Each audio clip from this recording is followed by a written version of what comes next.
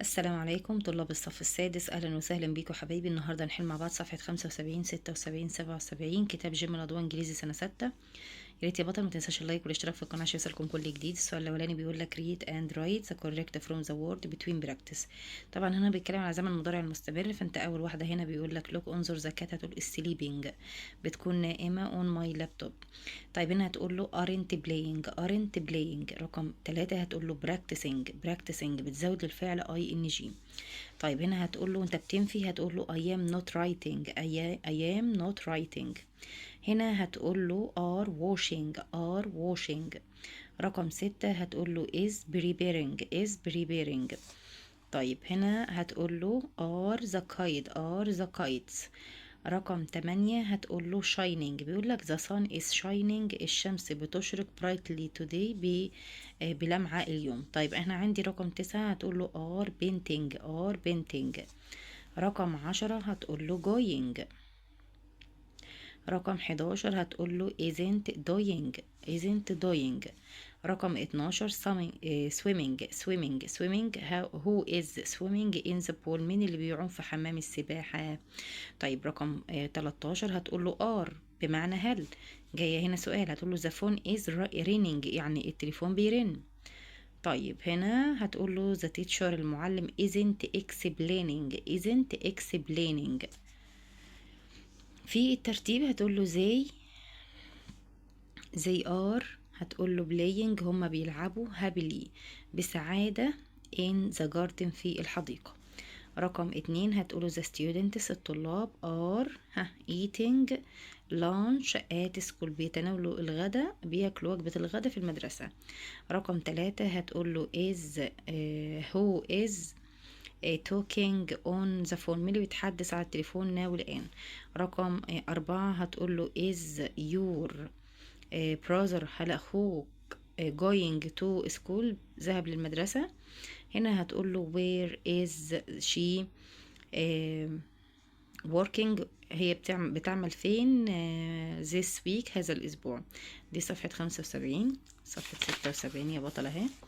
أول حاجة في الاختياري هتقول له indoors، داخل المنزل. رقم 2 هتقول له weather. رقم 3 هتقول له dark. رقم 4 هتقول له clear. رقم 5 warm. 6 نيوز. عندك 7 ويفز يعني أمواج. رقم 8 هتقول له رايس يعني تشرق. هنا في الريد اند كومبليت أول واحدة هتقول له sun glasses يعني النضارات. رقم 2 هتقول له checking يفحص. ذكي المفتاح. هنا هتقول له care of. طيب هنا في الترتيب هتقول له the students اللي هم الطلاب are learning بيتعلموا at school في المدرسة. رقم 2 some families بعض العائلات are sitting بيجلسوا in garden في الحدائق. رقم 3 هتقول له where are they going now، هم هيسابوا فين الآن. رقم 4 هتقول له the weather الطقس in Egypt في مصر is cleaning بيكون واضح. changing متغير. دي صفحة 77 هتقول له is talking. هتقول له هنا رقم 2 are we eating.